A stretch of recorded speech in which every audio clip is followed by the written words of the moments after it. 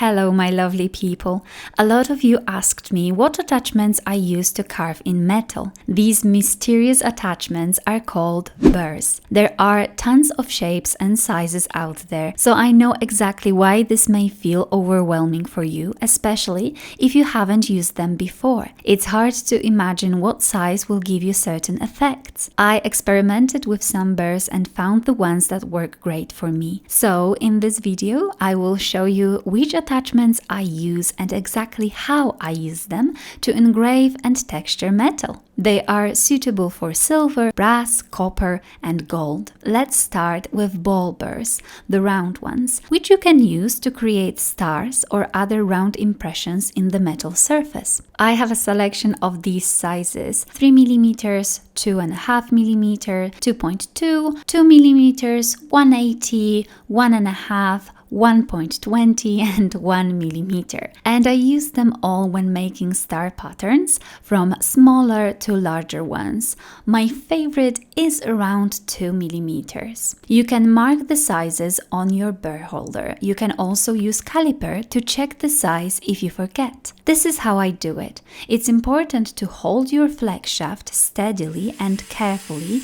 You really don't want to slip and make an ugly deep scratch that will mess up your project, especially because in many projects the stars are the very last thing you do and then the project is finished. It's not the end of the world if you do slip. You can go back, sand the metal, and if you use the patina, you can apply it again, but it's a lot of unnecessary extra work. So be confident when pressing the attachments to the metal surface and keep your hands steady. Don't take too long. This is the effect and I absolutely love it. It adds spark and magic to a design. For carving lines and shapes, you can use a couple of attachments. Let's start with the bearing cutter burr. They are perfect for those deeper, more defined lines. The sizes I have are 3.2 mm, 3.1, 3 mm, 2.5 and 2 mm. I use them to add carvings to leaves and other plant elements and to create fur and texture on animals. The lines are easier to do because you can move your hand, but you still need to be careful so that you make the line you wish to make and not slip. Experiment with different angles at which you're holding the tool. Different angles may give you different results.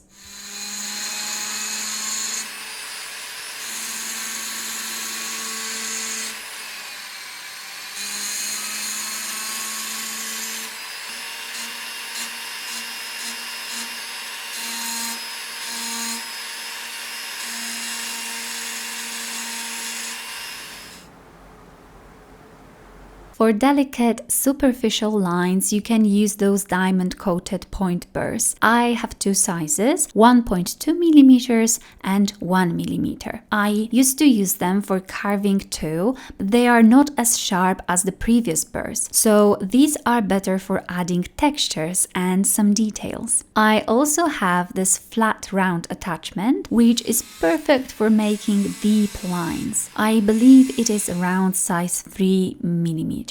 You can watch my previous video about the burrs for more details. I've linked it in the description box under the video and it's also in the top right corner right now. So will you try using burrs for carving in metal yourself? I would highly encourage you to do so because it's a wonderful technique that is a great alternative to more traditional engraving techniques. Thanks so much for watching today and I will see you in the next one. Bye!